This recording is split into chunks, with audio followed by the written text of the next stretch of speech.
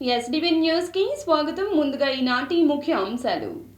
భారత communist party Marxist ప్రధాన కార్యదర్శి సీతారాం ఏచూరి మృతి పట్ల సంతాపాన్ని వ్యక్తం చేసిన పార్టీ రాష్ట్ర కమిటీ. రాష్ట్రంలో వైద్య విద్యను పేద విద్యార్థులకు కూడా చేరువ చేసేందుకు గత ప్రభుత్వ హయాంలో జగన్ ఒకేసారి 17 మెడికల్ కళాశాలల నిర్మాణం చేపట్టారంటూ వెల్లడించిన మాజీ ఎమ్మెల్సీ జూపూడి ప్రభాకర్ రావు. నష్టపోయిన వరద బాధితులకు తమ వంతు సహాయం చేశామని వెల్లడించిన బీసీ సంక్షేమ సంఘం రాష్ట్ర అధ్యక్షులు కేసన శంకర్రావు.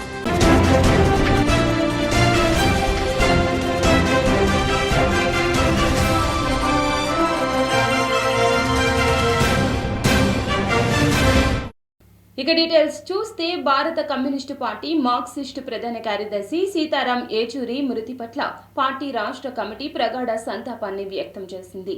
నగరంలోని సిపిఎం రాష్ట్ర కార్యాలయంలో సిపిఎం అగ్రనేత కామ్రేడ్ సీతారామ ఏచూరి మృతి పట్ల సంతాపాన్ని వ్యక్తం చేశారు. ఈ కార్యక్రమంలో సిపిఎం రాష్ట్ర నాయకులు, కేంద్ర నాయకులు పాల్గొని సీతారాం ఏచూరి చిత్రపటానికి పూలమాల వేసి నివాళులర్పించారు. ఈ సందర్భంగా సిపిఎం నేతలు మాట్లాడుతూ 1974లో జవహర్ లాల్ నెహ్రూ యూనివర్సిటీలో విద్యార్థి ఉద్యమంలో ఆయన చేరారన్నారు. ఆ తర్వాత ఎస్ఎఫ్ఐ నాయకుడు అయ్యారని వెల్లడించారు. ఏచూరి గారి మరణం సిపిఎం ఉద్యమానికి, అటు వామపక్ష ఉద్యమాలకి, దేశంలో ప్రజాస్వామ్య లౌకిక ఉద్యమాలకి తీరనటువంటి లోటు.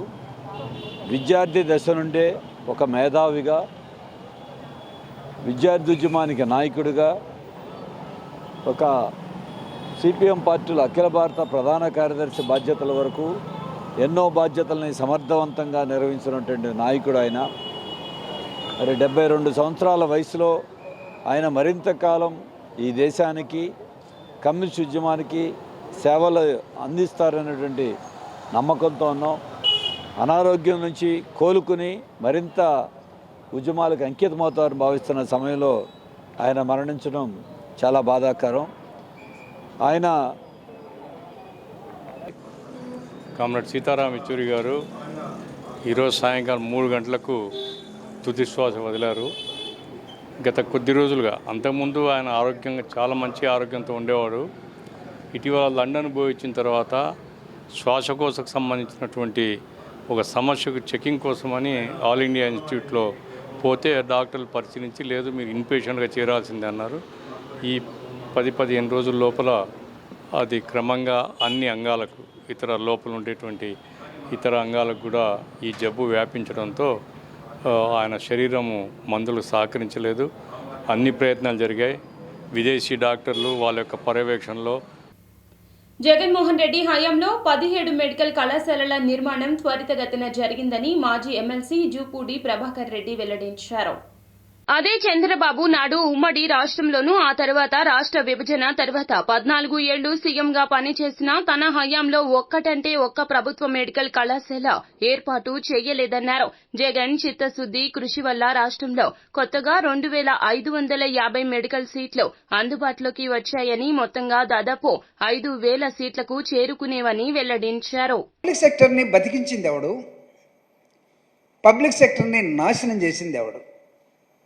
14 సార్లు ముఖ్యమంత్రిగా ఉన్నటువంటి ఈ రాష్ట్రంలో, కంబైన్డ్ అండ్ డిఫరెంట్ రాష్ట్రంలో, ఆల్విన్ దగ్గర నుంచి,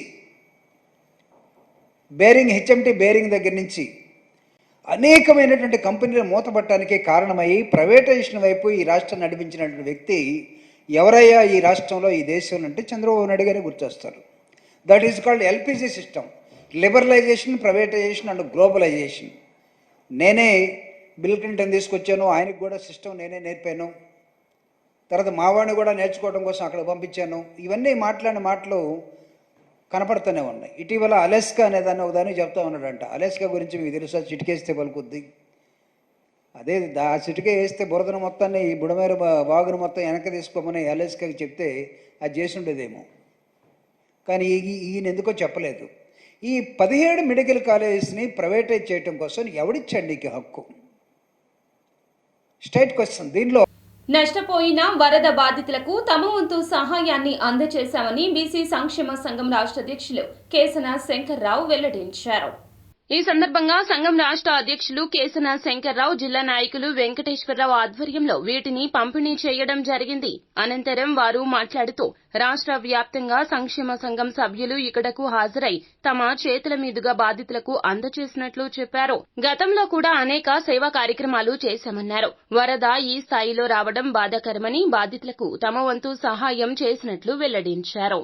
రాష్ట్ర ప్రభుత్వం కానీ, అధికారులు కానీ, మంత్రులు కానీ, ముఖ్యమంత్రి గారు కానీ ఈ ప్రాంతం అంతా 1కి 10 సార్లు పర్యటించి ఇక్కడ ఉన్నటువంటి బాధితులందరికీ మరి సకల సౌకర్యాలు కూడా కల్పిస్తూ అనేక రకాలుగా ప్రభుత్వ పరంగా మరి ఆదుకోవటం అనేది మనం మరి చాలా కూడా ప్రభుత్వాన్ని అభినందించాల్సిన అవసరం. ఈ రోజున పుట్టపర్తి జిల్లా నుంచి నామాల శంకర్రావు గారని అక్కడ జిల్లా అధ్యక్షుడు బీసీ సంక్షేమ సంఘం మరి వాళ్ళ బృందం, మిత్ర బృందం అంతా కూడా మరి రాయలసీమ నుంచి వివిధ ప్రాంతాల్లో మరి పర్యటించి అక్కడ వారందరితో కూడా మాట్లాడి మరి విజయవాడలో వరద బాధితులకు సహాయార్థంగా మరి దాదాపు 500 కుటుంబాలకి బియ్యాన్ని సరఫరా చేయాలని చెప్పని దాదాపు 25 కేజీలు మరి బస్తా బియ్యం మూటని 500 మంది బాధితులకి ఈ రోజున ఇక్కడ మరి ఈ ప్రాంతం అంతా కూడా మరి 500 మందికి సప్లై చేయటం జరిగింది.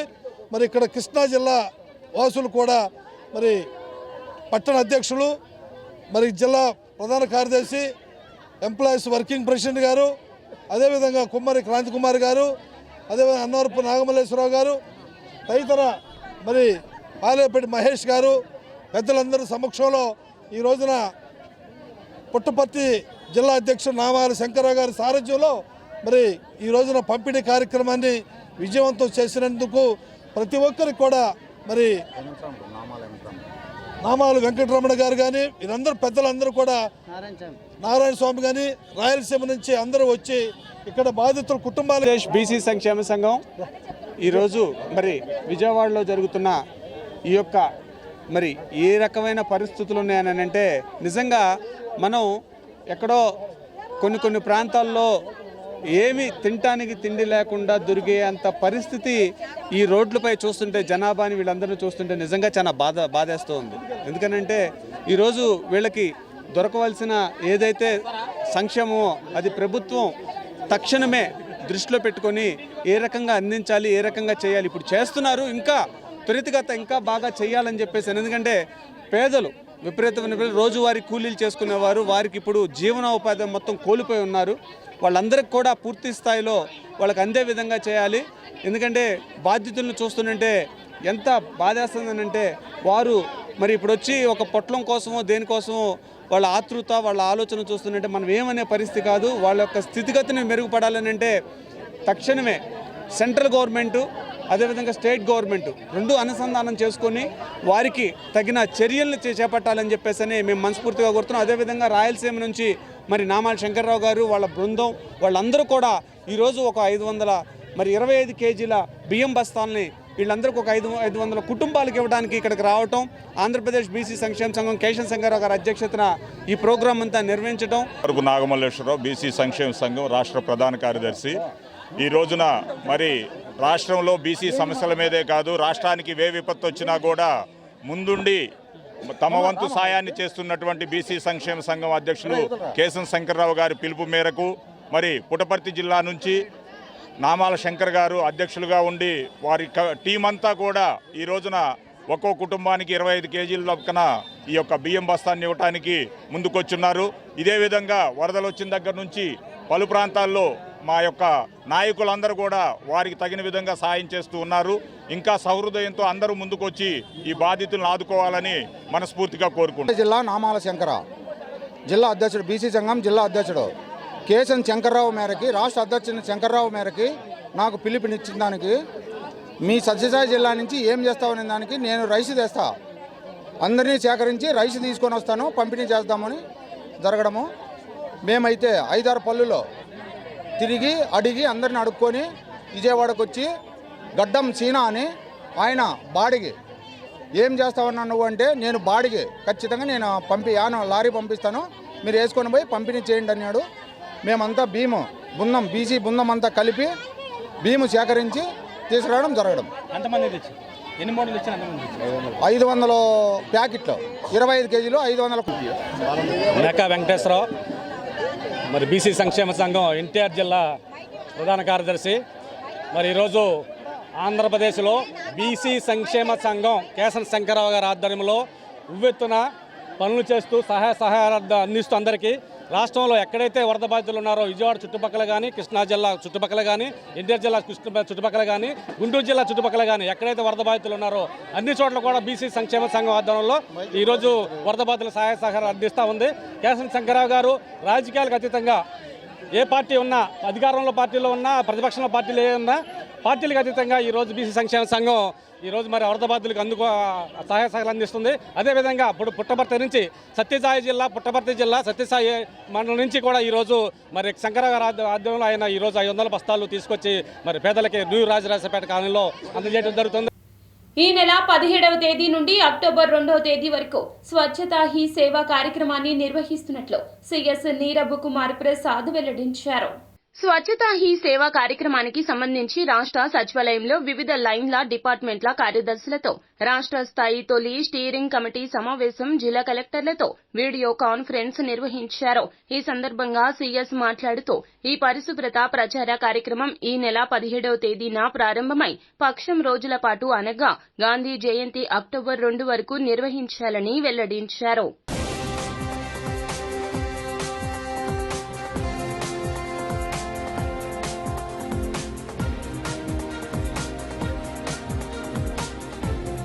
దుర్గా ఘాట్లో కృష్ణమ్మ హారతులు ట్రయల్ రన్ కార్యక్రమాన్ని నిర్వహించడం జరిగింది.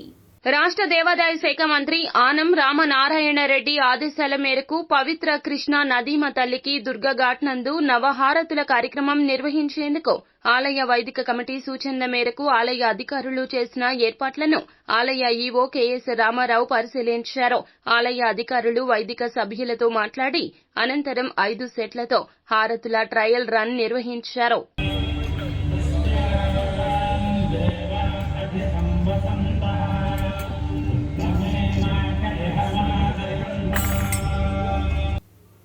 కుల మతాలకు అతీతంగా గత 13 ఏళ్లుగా వినాయక చవితి వేడుకలను ఎంతో వైభవంగా తమ సేవా సమితి ఆధ్వర్యంలో నిర్వహిస్తున్నట్లు ప్రపూర్ణ శివ వినాయక కుమార సేవా సమితి సభ్యులు వెల్లడించారు.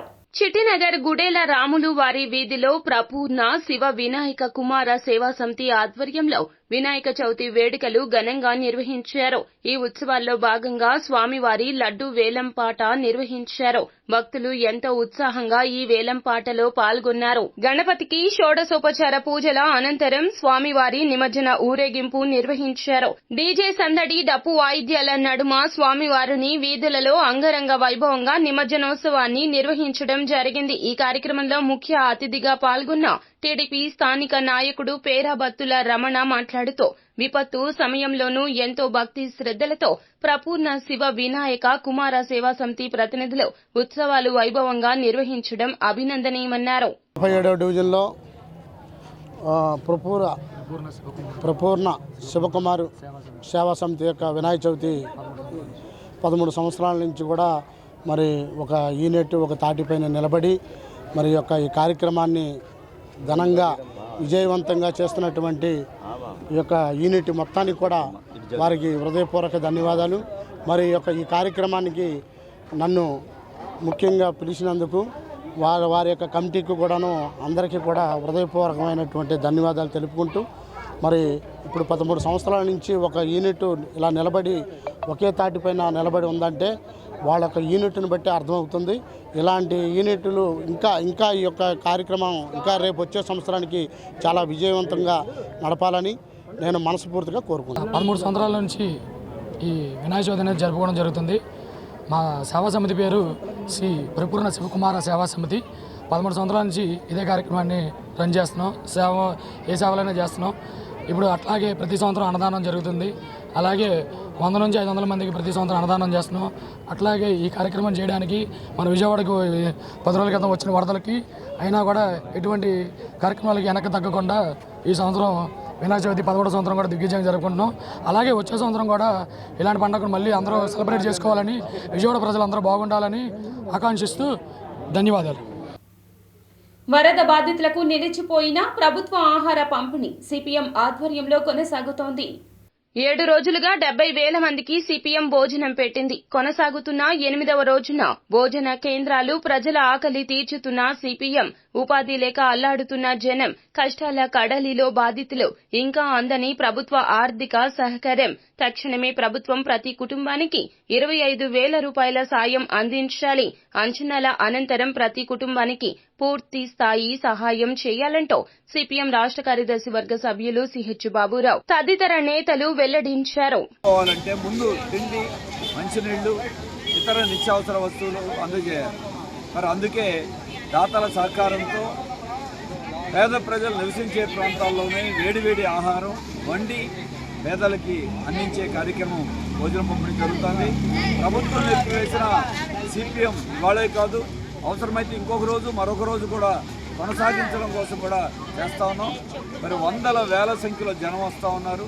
ఒకవైపున వరద బాధితులు, ఇంకోవైపున డ్యూటీల్లో విధుల్లో నిర్వహిస్తున్న పోలీసులు అవ్వచ్చు, లేదు మున్సిపల్ సిబ్బంది అవ్వచ్చు, ఇతరులు అందరూ కూడా ఇక్కడే వాళ్ళు భోజనం చేస్తూ ఉన్నారు.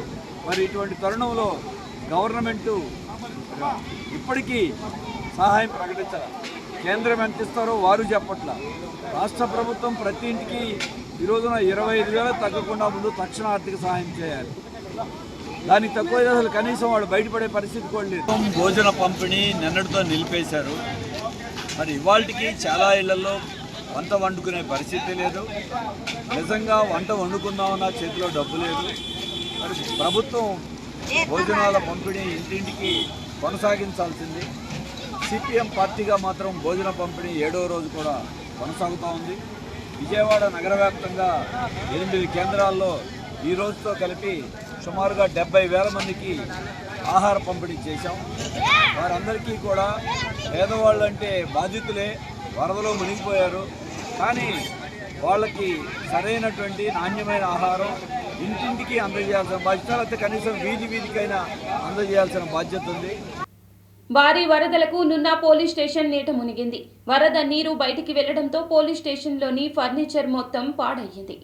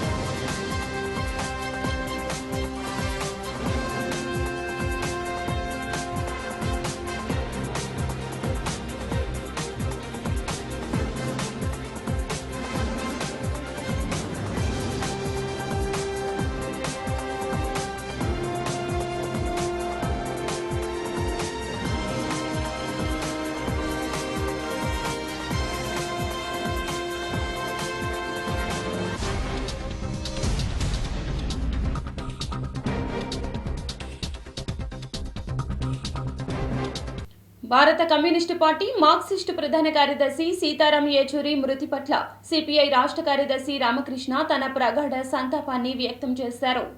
మార్క్సిస్ట్ పార్టీ జాతీయ ప్రధాన కార్యదర్శి సీతారాం యేచూరి గారి మరణం పట్ల భారత కమ్యూనిస్ట్ పార్టీ రాష్ట్ర సమితి తరఫున ప్రగాఢ సంతాపాన్ని తెలియజేస్తూ ఉన్నాను. సీతారాం యేచూరి గారు జేఎన్యూ లీడర్గా ఉన్నప్పటి నుంచి కూడా నాకు కొద్దిపాటి పరిచయం ఉంది. ఆయన విద్యార్థి నాయకుడిగా ఉంటూనే దేశవ్యాప్తంగా విద్యార్థులకి యువకులకి ఎంతో ప్రోత్సాహమైన నాయకుడు. ప్రత్యేకించి దేశవ్యాప్తంగా అనేక సభలు సమావేశాల్లో మాట్లాడి అందరి యొక్క అభిమానాన్ని చూరగొన్న వ్యక్తి. ఆ తర్వాత రోజుల్లో సిపిఎం పోలిట్ బ్యూరో సభ్యుడిగా పనిచేయడమే కాకుండా రాజ్యసభలో సిపిఎం పక్ష నాయకుడిగా ఉంటూ ఒక కమ్యూనిస్టుల యొక్క అభిమానాన్నే కాకుండా అన్ని రాజకీయ పార్టీ నాయకుల యొక్క అభిమానాన్ని చూరగొన్న వ్యక్తి. దేశ రాజకీయాల్లో కీలకమైన పాత్ర పోషించే తరుణంలో సిపిఎం జాతీయ ప్రధాన కార్యదర్శిగా ఉంటూ అనారోగ్యానికి మరణించడం అనేది ఈ దేశ రాజకీయాల్లో తీవ్రమైన లోటు. ఎందుకంటే ఇవాళ భారతదేశంలో వామపక్షాల బలం తగ్గిపోయిన నేపథ్యంలో ఒక బలమైన వాయిస్ సీతారాం యేచూరి గారు. అలాంటి బలమైన వాయిస్ ప్రజల తరపున, కష్టజీవుల తరపున, వామపక్షాల తరపున, లౌకిక శక్తుల తరపున ఒక బలమైన వాయిస్ వినిపించే వ్యక్తి ఈరోజు ఆయన కోల్పోవడం అనేది చాలా లోటు. ప్రత్యేకించి మన ఆంధ్రప్రదేశ్ రాష్ట్రానికి సంబంధించిన వ్యక్తి. ఆయన మళ్ళీ ఇక్కడ చదువుకున్నాడు, హైదరాబాద్లో చదువుకున్నాడు. ఆ తర్వాతి రోజుల్లో ఢిల్లీలో జవహర్లాల్ నెహ్రూ యూనివర్సిటీలో వార్తలు ముగించే ముందు ముఖ్య అంశాలు మరోసారి. భారత కమ్యూనిస్టు పార్టీ మార్క్సిస్టు ప్రధాన కార్యదర్శి సీతారాం యేచూరి మృతి పట్ల సంతాపాన్ని వ్యక్తం చేసిన పార్టీ రాష్ట్ర కమిటీ. రాష్ట్రంలో వైద్య విద్యను పేద విద్యార్థులకు కూడా చేరువ చేసేందుకు గత ప్రభుత్వ హయాంలో జగన్ ఒకేసారి 17 మెడికల్ కళాశాలల నిర్మాణం చేపట్టారంటూ వెల్లడించిన మాజీ ఎమ్మెల్సీ జూపూడి ప్రభాకర్ రావు. నష్టపోయిన వరద బాధితులకు తమ వంతు సహాయం చేశామని వెల్లడించిన బీసీ సంక్షేమ సంఘం రాష్ట్ర అధ్యక్షులు కేసన శంకర్రావు. ఎస్డీవీ న్యూస్ సమాప్తం. నమస్కారం.